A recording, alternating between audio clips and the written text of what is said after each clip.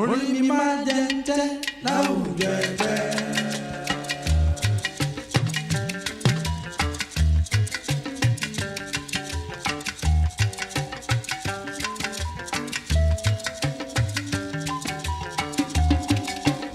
Orí mi máa jẹ ń tẹ́ láwùjọ ẹgbẹ́.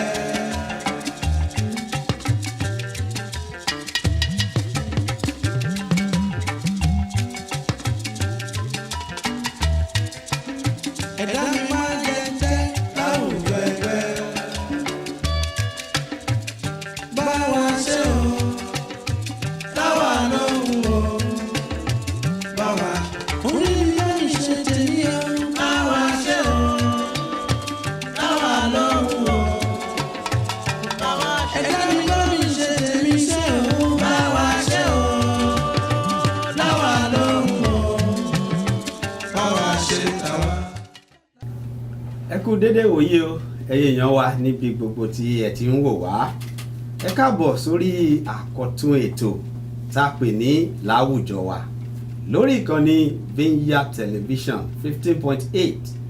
Àkọ́tún ètò rèé tá a mú wá sójú ìwòran yín láti lè mú àwọn ènìyàn jàǹkànjàǹkàn, àwọn èèyàn pàtàkì nílẹ̀ yìí àti lókè òkun àti àwọn pàápàá tí wọ́n ti làmìlàaka láwùjọ wa wá sí ojú ìwòran yín àti kẹ́ ẹ tún gbúdọ̀ mọ ọ̀pọ̀lọpọ̀ nínú ohun tí oníkálukú wọn ti gbé ṣe gẹ́gẹ́ bí ìsapá wọn ní àwùjọ wa. Ẹ káàbọ̀ sórí àkọ́tún ètò yìí. Lórí ètò yìí lónìí mo ní àwọn àlejò tí wọ́n wá láti ṣe ojú ẹgbẹ́ wọn, ṣùgbọ́n ká tó lọ sí apá abẹ́hùn ó kọ́ tèmi Ọmọbọ́lájí ọmọ Akọ́láwọlé ni. Ẹ káàbọ̀ sórí àkọ́tún ètò yìí. Kí n wá máa fi àwọn àlejò mi hàn yín lọ́kọ̀ọ̀kan bẹ̀rẹ̀ láti ọwọ́ àlàáfíà mi níhìn. Ẹgbẹ́ tí mo mú àwọn aṣojú wọn wá sí orí ètò yìí lónìí, àwọn náà ni ẹgbẹ́ tí a mọ̀ sí Nigerian Foundation ti ìlú Houston ní Texas lórílẹ̀-èdè Amẹ́ríkà níhìn ni. Ibi ni wọ́n ti ń dàbí ẹdun tí wọ́n sì ń rọ̀ bí òwe tí wọ́n ń ṣe gudugudu méje àti yàyà mẹ́fà. Àmọ́ kí n mọ́ ti bùdẹ́nà náà pẹnu, ẹ jẹ́ ká lọ sí ọ̀dọ̀ wọn ní ọlọ́kan òjọ̀kan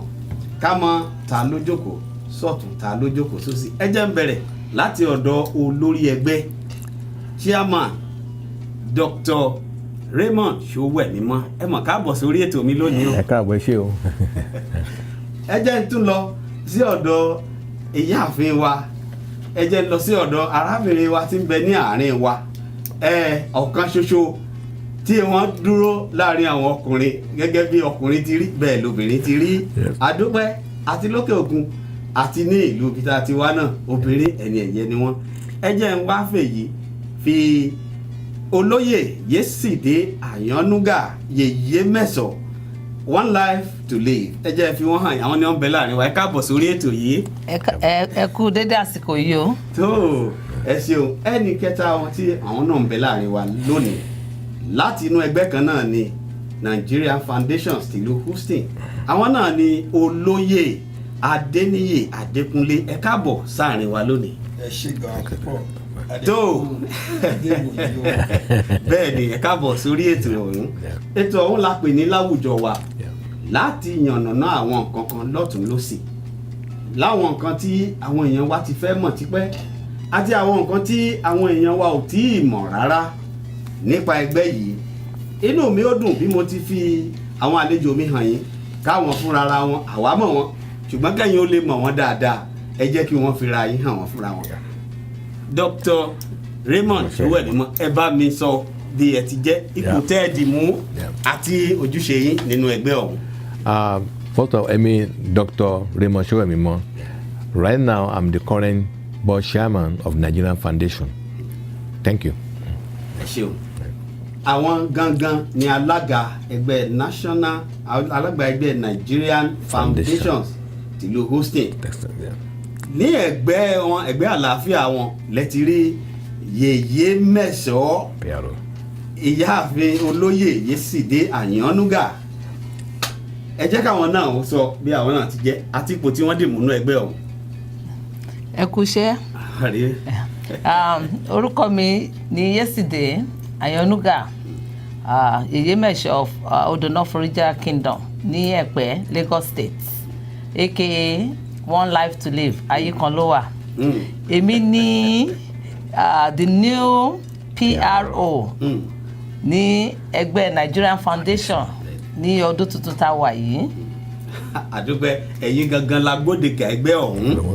lásìkò tá a wà yìí. Ẹ káàbọ̀ sórí ètò láwùjọ wa. Ẹ ṣeun, ẹ jẹ́ kí èyí tún fi èyí náà tún fún olóyè wa Chief Adeniyi Adekunle láàyè káwọn náà ò fira wọn hàn yín bí wọ́n ti jẹ́ àtìpó tí wọ́n dì múnú ẹgbẹ́ ọ̀hún. Ẹ káàbọ̀ olóyè. Mo kí yín the moderator. Ẹ ṣeun. Mo dẹ̀ kí gbogbo àwọn tí wọ́n máa gbọ́ wa ní àsìkò yìí àti tí wọ́n máa gbọ́ wa lọ. Èmi ni olóyè Adeniyi Adekunle. Mo ti jẹ́ èèyàn tí ó máa ń fẹ́ ṣe nǹkan fún àwọn ọmọ wa àti àwọn gbogbo àwọn tó jẹ́ ọmọ Nàìjíríà. Mo jẹ́ ni tó jẹ́ pé ó ní ìfẹ́ sí nǹkan tó jẹ́ Nàìjíríà bá ṣe lè fi ran àwọn ọmọ wa lọ́wọ́ bá ṣe lè ran àwọn ẹgbẹ́ wa lọ́wọ́ tí ó jẹ́ pé nǹkan tó jẹ́ nǹkan positive things tá a máa ṣe nílùú yìí dá gbogbo negative things tá a máa rí. So èmi ní currently honorary board member ti ẹgbẹ́ Nigerian Foundation ti ìlú Houston ní tó àdúpẹ́ ẹ káàbọ̀ sórí ètò mi lónìí. Gẹ́gẹ́ bí ẹ̀yin náà ti ń gbọ́ nílé bá a ti mú wá rèé o, àwọn ẹgbẹ́ tí wọ́n nífẹ̀ẹ́ sí àti máa ran àwọn ọmọ ìlú wa lọ́wọ́, àwọn èèyàn wa tí wọ́n ń bẹ nílé àtàwọn tí wọ́n ń bẹ ní òkè òkun níhìn ni àbí ní òkè òkun níbòmíì làwọn ti ń gbìyànjú ní gbogbo ìgbà láti rí i wípé ìlọsíwájú ń bá àwọn ọmọ èèyàn wa àti orílẹ̀-èdè wa lápapọ̀, orílẹ̀-èdè Nàìjíríà pàpàtà ti wá àti gbogbo orílẹ̀ Áfíríkà níbi tá a ti jẹ́ èèyàn dúdú wa wá, gbogbo ẹnikẹ́ni làwọn ràn lọ́wọ́, Ọlọ́run sì ń fún wọn ṣe. Àdúpẹ́ lọ́wọ́ Elédùmarè, gbogbo rẹ̀ náà láyàn nàná nísìn káwá tó máa lọ. Ẹ jẹ́ kí n fi èyí béèrè lọ́wọ́ olórí ẹgbẹ́ wípé ẹgbẹ́ National Foundation tìlú Houston kí ni ó mú ìmọ̀ràn yìí wá, kí ló mú ohun tí ẹ fi dá ẹgbẹ́ yìí sílẹ̀ wá, kí ló fà, kí lẹ rò débẹ̀, kí lè rò gbà yín pàpà lórí ẹgbẹ́ ọ̀hún. Thank you very much. First of all, the Nigerian Foundation is founded in 1982 and is a community-based organization with 501c3 tax exempt. The main essence is to make sure we bring us together as a group, peacefully work together, and also we are not religiously, but to make sure we are able to communicate with each other in the friendly times and bring our culture, bring our heritage in this country to show that we are also part of this society and beyond. And we are proud of that. Yeah. Olúwa ṣe òun náà lẹ́ ń gbọ́ yìí, ẹ ti mọ̀ pé kò sí òkè òkun láwà, Gẹ̀ẹ́sì ọmọ wọlé yọmọ wọlé lọ́sì, ẹni Ọlọ́run bá sì ti fi rán ó ti di dandan yọmọ jùlọ kìlọ́ sí i. Òun lẹ́ ń gbọ́ yìí, àwọn nífẹ̀ẹ́ èròǹgbà ọkàn tí wọ́n sì fi dá ẹgbẹ́ ọ̀hún sílẹ̀, òun náà ni wípé láti ranra wa lọ́wọ́, ká gbéra wa lọ́wọ́ sókè, káwa náà ó lè gòkè, bá sì dókè tán ká tún fa àwọn ẹlòmíì lọ́wọ́ gòkè, bá sì ti ràn wọ́n lọ́wọ́ káwọn náà tún lè mọ ran ẹlòmíì lọ́wọ́. Ìrànlọ́wọ́ tí wọn ò sì mọ ní òkè òkun nìkan, ó dé ibi tá a ti ṣàn wá pàpà lórílẹ̀‐èdè Nàìjíríà, ibẹ̀ náà la sì ń bọ̀rọ̀ lọ. Inú mi ó dùn, ẹ jẹ́ n tún gbọ́ ìpàdé ẹ̀ láti ọ̀dọ̀ bàbá wa olóyè Adeniyi Adekunle. Èròǹgbà yín àti àwọn tí ẹjọ́ dá ẹgbẹ́ yìí sílẹ̀ ní àfikún fún ohun tí olórí ẹgbẹ́ sọ, ẹ jẹ́ n gbọ́ díẹ̀ lẹ́nu yín náà. A fẹ́ kí àwọn ọmọ èdè wa tó jẹ́ Nàìjíríà kí wọ́n mọ̀ nípa kí ni a wà fún, kì í ṣe pé kọ́kọ́ máa gbọ́, káwọn náà jẹ́ ẹni tí ó máa jẹ́ mẹ́mbà ọ̀nà jàǹfààní tó jàǹfààní, because kì í ṣe pé à ń ṣe fún yàn, a fẹ́ kí gbogbo wa máa ṣe ni ṣe yẹn sìn, torí àwọn nǹkan mi wà tí a máa ń ṣe irú passport irú kọ̀ọ̀kan mẹ́rin pọ̀ tẹ́lẹ̀tẹ́lẹ̀ ohun kankan ṣẹlẹ̀ tẹ́lẹ̀tẹ́lẹ̀ tó yẹ pé ó ti ń fa bí negative tó àwọn kan tó wà ń bẹ̀, but nísìnyí à ń try tó yẹ pé àwọn tó wà ń bẹ̀ ń sìn, àwọn tó yẹ pé even tẹ́ bá rí àwọn tó wà ní community tó ń rí àwọn àtàjókòó yìí wọ́n mọ̀ pé àwọn tí tó ṣe gbọ́kànlé ni so lájẹ́ kan mọ̀ pé àwọn tí ó ń darí organisation yìí sí àwọn tí àwọn èèyàn mọ̀ wípé èèyàn tí wọ́n ń ṣe tó máa gbé ìlú wa ní àrùbẹ̀. bẹ́ẹ̀ni òun lẹ́ ń gbọ́ yìí ẹ̀yin èèyàn wa ohun tá a ṣe mú ọ wá náà rèé ara rẹ̀ náà sì ni wípé bí wọ́n ti ń ran àwọn èèyàn lọ́wọ́ ẹ ti mọ̀ pé ìlú ni yóò lápá ọ̀tún yóò lápá òsì bápá ọ̀tún sì ṣe rí bó ti wù kó rí apá òsì rẹ̀ yóò wà bápá ọ̀tún ti dá bó sì bá sì dá déédéé ni bó bá sì kù díẹ̀ káàtó ká yànnà náà rẹ̀ ká sì mú èyí tó bá jẹ́ bíi èèpo ká yọ kúrò nínú àlìkámà rẹ̀ kí gbogbo ayé ó lè rí kedere pé òtítọ́ òun ló ń lékè ní ìsìn nínú ẹgbẹ́ Nigerian Foundation ti ìlú Houston tó lára àwọn ìgbà tí ẹ ti dá ẹgbẹ́ yìí sílẹ̀ ẹ jẹ́ tún kọjú sí bàbá ẹgbẹ́ pé láti ìgbà tí dẹ́gbẹ́ yìí sílẹ̀ àwọn nǹkan wo lẹ ti dáwọ́lé tẹ́ ti yanjú rẹ̀ táwọn èèyàn sì ń rí bí tí wọ́n lè tẹ́ lè tọ́ka sí pé àwa náà la dán yìí wò àwa la dán yìí wò àwa la mú yìí wá tí gbogbo ayé sì ń jẹ àǹfààní rẹ̀. ẹni bínú sí bí ẹ máa sọ English yẹ. ẹ bẹ́ẹ̀ tí ń sọ là ń gbọ́. ní nǹkan first of all bí a ṣe ń jẹ gíra tá à ń jàmàlà tá à ń jẹ oúnjẹ tó dá plantain nígbà tá a kọ́ dágbé sílẹ̀ a lè jẹ wọ́n ní pé oúnjẹ tá à ń jẹ oúnjẹ ẹranko ni but now unlike oúnjẹ wa bá a ṣe ń wọ ọkọ tá à ń wọ Yorùbá yẹn sí ni a lè wọ wọ́n ní kẹ́ńtà àwọn pajamas ni aláti lọ sí downtown pẹ̀lú amíyọ̀ ká demonstrate ká jà fún pé àní pé nílùú tá a wá sẹ́ àìsàn ẹranko èèyàn mi bí ọ̀nà wa aláti wọ gbogbo àwọn kúrò tá a wọ so now they see that we can wear it now and then we are able to import our food from Africa to America we are able to travel anywhere in America with our clothes and be happy so we are able to even be able to marry other people too tí iṣẹ́ ara ti wá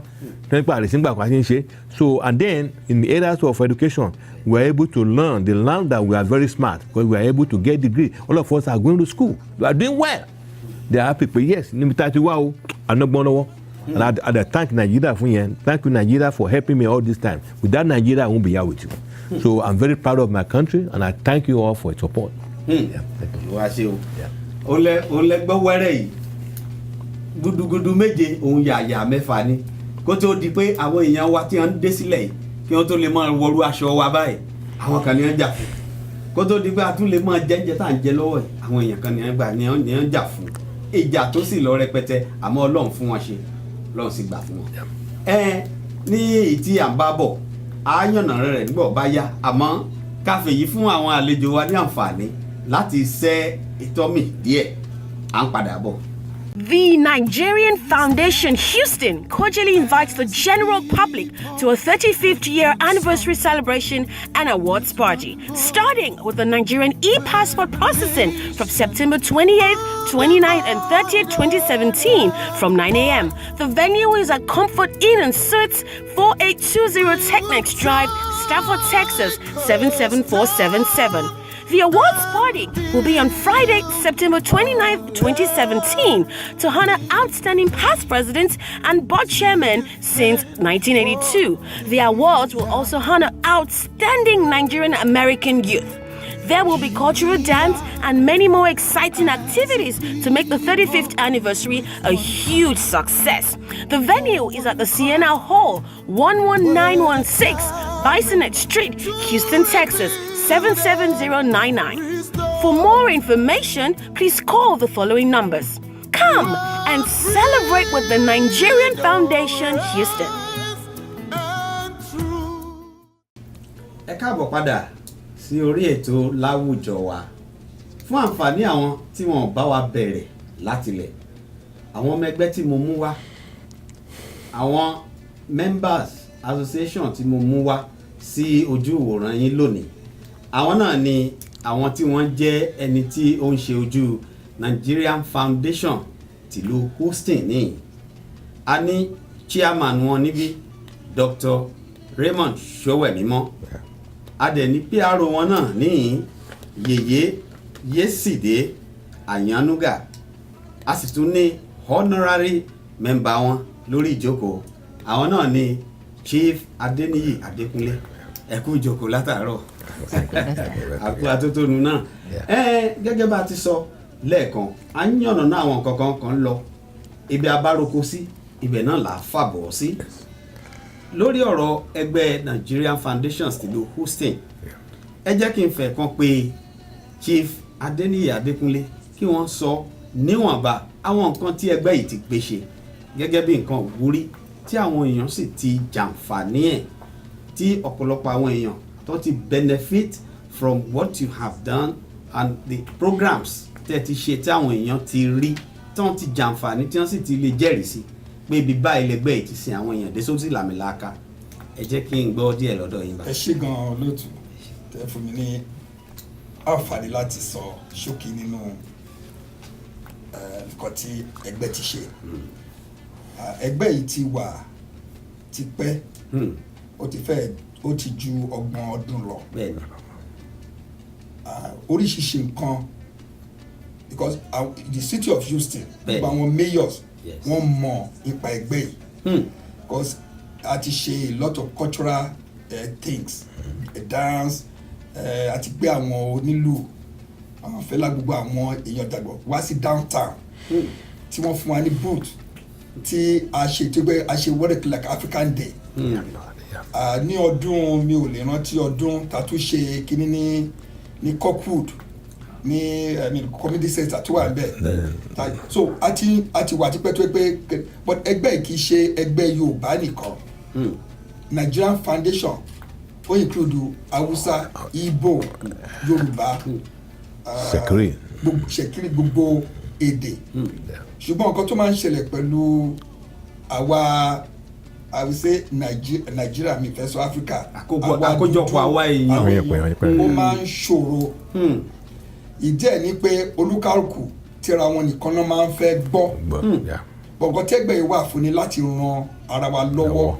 nítorí àwa tá wà lókè òkun dé láti lè ran àwọn tó wà nílé lọ́wọ́ àti pé àwọn tó ń ṣe ìṣèlú yìí láti mọ ẹni tí a jẹ́ for something positive. Now tẹ́ bá rí káàkiri ẹ̀rí àwọn Chinese ẹ̀rí àwọn kìnìún kan gbogbo ló ní báǹkì ló ní street ló ní kan àwa ọmọ Nàìjíríà a ní nǹkan kan nǹkan tá à ń ṣe ni ká máa bára wa jà ká máa bá ṣe máa kówó jẹ ká máa bó bá ṣe máa dára wa so nǹkan tí à ń tà láti ṣe ń sìn tí èmi bí mo ṣe ń sọ ẹni tó bá mọ̀ mí nínú Houston yìí o ti wà ń bíbá ti pẹ́ wọ́n á mọ̀ pé nǹkan tó dáa lèmi máa ń dáwọ́lé lórí wọ́n dẹ̀ wá fi mí ṣe honorary board member tí mi dùn pé láti reorganize because nǹkan tí ó ti ṣẹlẹ̀ tẹ́lẹ̀ kọ́ ni because we are now reorganizing how things go fẹ́ àwọn tó wọn máa da nǹkan rú àwa tá a wà ń bẹ̀ sí kì í ṣe pé nǹkan tá a fẹ́ kó jẹ a ní lọ́wọ́ ni àwa ń ṣe fún yàn ni kì í ṣe nǹkan tá a fẹ́ gbà lọ́wọ́ èèyàn àwọn dẹ̀ mọ̀ mo ń ṣe fún wọn Nàìjíríà mo ti kọ́ school láì gbà kọ́bọ̀ tí mo fún the community tí mo ṣe nǹkan oríṣi nǹkan ní olúkà tí mo téèyàn ṣe níbí báyìí gan à ń ṣe nǹkan gbogbo irú Katrina ni ó nǹkan mo tún gbà ní ẹgbẹ́ Ẹ̀gbá Progressive ó dẹ̀ nìkan tá à ń ṣe Red Cross ni o Food Bank ni o oríṣi nǹkan dẹ̀ so mo dẹ̀ ti máa ń wà nínú lẹ́gbẹ̀ẹ́ social or whatever to make sure that nǹkan tí a lè ṣe tó yẹ pé ó máa jẹ́ positives nínú àwọn ilé àwàtà jẹ́ Nigeria generally mo máa wà nínú wọn so inú ẹgbẹ́ yìí ń sìn and àti reorganize fún accountability ṣẹ́ni tẹ́lẹ̀tẹ́lẹ̀ pé wọ́n ní àwọn kan yes òótọ́ ni àwọn kan kówó jẹ àwọn kan kówó jẹ àwọn kan ti ṣe kíní kan àwọn yẹn the past ni is because ní organization bí Naija ṣe ń ṣe but nísìn bọ́n ṣe ń ṣe nǹkan ní America la fẹ́ máa ṣe nǹkan even olórí kò ní access sí fund kò lè kọ check tó bá jẹ́ pé ọ̀rọ̀ kíní so organization ìyẹn ni pàtàkì nǹkan tí ẹgbẹ́ ìfẹ́ tó wá dá dúró nísìn bá ṣe máa move forward a dẹ̀ fún àwọn èèyàn tó máa jẹ́ pé ó máa fẹ́ tún nǹkan ṣe ni iṣẹ́ àwọn tó fẹ́ bàjẹ́ so gbogbo àwọn tó ti ní oríṣiríṣi nǹkan tó ṣe which òótọ́ ni a lot of negative things ti wà pẹ̀lú Nigerian Foundation a lot of negative things èmi náà ló fi jẹ́ pé mo yọra mi ti pẹ́ kó mo wà nínú àwọn 1992 1991 1992 tí mo tí mo join ní Nigeria but nípa gbogbo ẹ̀ tí lọ ọ̀rọ̀ ó dìbẹ̀ ní tribalism Igbo ọ̀nà Igbo then kéde kan a ní Haúsá lẹ́ẹ̀tẹ́lẹ̀ kí n tẹ̀jú dárúkọ ayé ìgbà àwọn Ọ̀túnbùṣì àwọn kéde there's lot of good people tí wọ́n wà nínú ẹgbẹ́ ìtajà but nígbà tó jẹ́ pé rìkíṣí pọ̀ ló jẹ́ kólúkàkù kan máa kíni èmi gan for the past almost about I will tell you almost about 10 years 15 years mo kàn tẹ̀ kọ́ta mi but now that I need Dr. Raymond and reorganize it but I feel pé I'm now back into the forum to make sure that things now will move forward positively rather than the negative thing. Dúpẹ́ ó náà lẹ́yìn ara lè ń gbọ́ yìí o wọ́n ní ẹgbẹ́ yìí ti ìyàn wọn ti dàtún gún ọbẹ̀ wọn ti dàtún sè gbogbo nǹkan ti yàtọ̀ síbẹ̀ tí mọ̀ wọ́n sí tẹ́lẹ̀ àmọ́ ìbéèrè mi ń bọ̀ ń bẹ̀ látilẹ̀ torí awuyewuye rẹ̀ pọ̀ nígboro lórí ọ̀rọ̀ Nigerian Foundation tìlú Houston oríṣiríṣi ń táwọn èèyàn ń sọ àti pé igun tí oníkálukú fi ń wò perspective àwọn èèyàn nípa ẹgbẹ́ yìí ó dàbí ìgbà tó jẹ́ pé o má wulẹ̀ lọ bá wọn if you go there they gonna mess you up ṣùgbọ́n nísìnyí àwa gangan gbé yín wá sí iwájú àwọn èèyàn nísìnyí ojú ìwòran wọn kí wọ́n ó lè rí yín kí wọ́n sì gbọ́ lẹ́nu yín nísìnyí pé omi tuntun yín ti rú o ẹja tuntun sì ti wà nú ẹ̀ àwọn ẹgbẹ́ tó jẹ́ executive nísìnyí ti tún gbogbo nǹkan tó lọ́tọ̀ gbogbo nǹkan sì ti wá wà lọ́tún àmọ́ kọ́ má bàa dàbí ìgbà mòún ròyìn ẹgbẹ́ ọ̀hún fún yín ẹ̀yin èèyàn wa ẹ jẹ́ a gbọ́ lẹ́nu agbódegbà wọn yèyé ẹ bá wa dá sí i ibo ni ẹgbẹ́ ọ̀hún tún aṣọ yín pọ̀ dé nísìn tó fi di mímọ́. ẹ ṣé olóòtú this organization we're just trying our best to reorganize Nigerian Foundation a fẹ́ tún tò láti bẹ̀rẹ̀ pẹ̀pẹ̀ a tún fẹ́ rebuild ẹ̀ wá sókè gbogbo nǹkan tá ti ṣe gúdúgúdú méje yàrá mẹ́fà tó ti ṣe tẹ́lẹ̀tẹ́lẹ̀ it goes without saying because nǹkan dáadáa ti ṣẹlẹ̀ tipẹ́tipẹ́ nínú organization yìí bẹ́ẹ̀ dẹ̀ ni a ti gbọ́ nípa nǹkan tí ó kù díẹ̀ káàtó náà nínú ẹgbẹ́ yìí èmi ti wà ní Houston tí mo ti gbọ́ nípa ẹgbẹ́ yìí láti 1985 ṣùgbọ́n àgàbàgebè wíṣíwọ́ṣì àwọn èèyàn wa kò jẹ́ kí inú tèmi dùn sí nǹkan báyẹn because ọmọ Nàìjíríà rere lèmi kò dẹ̀ síbi tó bá ti pe ọmọ Nàìjíríà rere èmi máa yọjú because I'm very proud to be a Nigerian okay so but pé tó bá ti di pé àwọn onímọ̀dàrú àwọn oníwà búburú àwọn bíi tó máa hùwà bíi 419 bá ṣe ń pè wọ́n Nàìjíríà 419 àwọn aláìṣòdodo oníjìbìtì àti gbọ́ lóríṣiríṣi yádà ní Yorùbá ni o Haúsá ni o Igbo ni o gbogbo ẹ̀ ló wà gbogbo ẹ̀ láti gbọ́ because a mọ̀ pé nobody is perfect ẹrú kan dẹ̀ ló máa ń mú ni bú ìgbà ẹrú torí àwọn èèyàn burúkú yìí wọ́n ní èèyàn burúkú ti bà èèyàn dáadáa jẹ́ so please don't give up on this organization Nigeria Foundation is a wonderful organization we should be very patriotic we can emulate what Americans are doing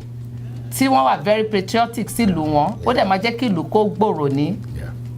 àwa bíi aláwọ̀ dúdú all we black people we should come together kí ẹ jẹ́ kí àwọn other cultures kọ́ rí pé ìlú dáadáa la ti wá